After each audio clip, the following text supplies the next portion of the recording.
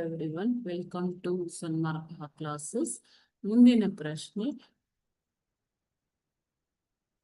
ವ್ಯವಹಾರ ಅರ್ಥ ಮತ್ತು ಪ್ರಾಮುಖ್ಯತೆ ಎಂಬಂತಹ ಚಾಪ್ಟರ್ ಇಂದ ಚಿಲ್ಲರೆ ವ್ಯಾಪಾರಿಗಳು ವಸ್ತುಗಳ ವಿತರಣೆಯ ಕೊನೆಯ ಕೊಂಡಿ ಆಗಿದ್ದಾರೆ, ಸಮರ್ಥಿಸಿ.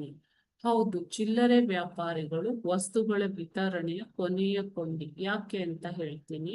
ಉತ್ಪಾದಕರಿಂದ ಗ್ರಾಹಕರನ್ನ ವಸ್ತುಗಳನ್ನ ಯಾರು ಕೊಂಡ್ಕೋತಾರೆ ಮಕ್ಕಳೇ? ಸಗಟು ವ್ಯಾಪಾರಿಗಳು.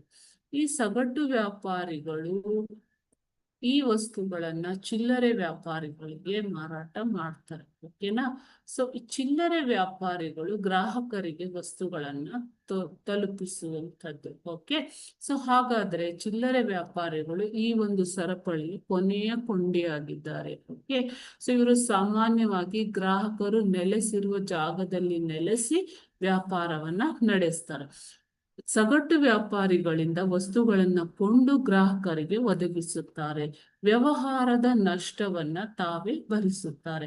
ಗ್ರಾಹಕರ ಇಷ್ಟದಂತೆ ನಿಮ್ಗೆ ಈಗ ಒಂದು ಪ್ಯಾಕೆಟ್ ಇರ್ಬೋದು, ಒಂದು ಚಾಕ್ಲೇಟ್ ಇರ್ಬೋದು, ಯಾವುದೇ ಒಂದು ಸಣ್ಣ ಕ್ವಾಂಟಿಟಿಯಲ್ಲಿ ನಿಮ್ಗೆ ವಸ್ತುಗಳನ್ನ ದೊರಕುವಂತೆ ಮಾಡೋದು ಚಿಲ್ಲರೆ ವ್ಯಾಪಾರಿಗಳು.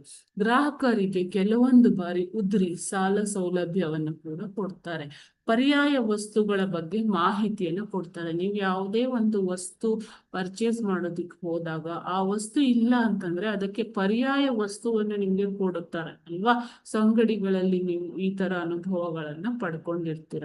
ಅದೇ ರೀತಿ ಮಾರುಕಟ್ಟೆಗೆ ಏನಾದ್ರೂ ಹೊಸ ವಸ್ತು ಬಂದ್ರೆ ಅದರ ಬಗ್ಗೆ ಗ್ರಾಹಕರಿಗೆ ಮಾಹಿತಿಯನ್ನ ನೀಡ್ತಾರೆ.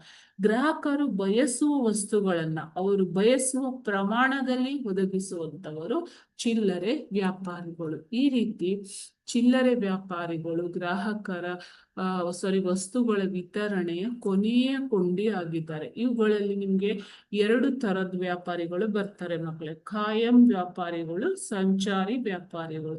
ಸಂಚಾರಿ ವ್ಯಾಪಾರಿಗಳು, ಖಾಯಂ ವ್ಯಾಪಾರಿಗಳು ಅಂದ್ರೆ ಒಂದೇ ಕಡೆ ಅಂಗಡಿ ಇಟ್ಕೊಂಡಿರೋಂಥವ್ರು. ಇಲ್ಲಿ ನೋಡ್ತಾ ಇದ್ದೀರಾ ಪಿಕ್ಚರ್ ಅಲ್ಲಿ. ಅದೇ ರೀತಿ ಸಂಚಾರಿ ವ್ಯಾಪಾರಿಗಳು ಅಂದ್ರೆ ತಲೆ ಮೇಲೆ ಹೊತ್ಕೊಂಡು ವ್ಯಾಪಾರ ಮಾಡೋರು, ತಳ್ಳುಗಾಡಿ ವ್ಯಾಪಾರಿಗಳು, ಸಂತೆ ವ್ಯಾಪಾರಿಗಳು, ರಸ್ತೆ ಬದಿ ವ್ಯಾಪಾರಿಗಳು, ಇವರೆಲ್ಲರೂ ಕೂಡ ಚಿಲ್ಲರೆ ವ್ಯಾಪಾರಿಗಳು. ಓಕೆನಾ? Thank you.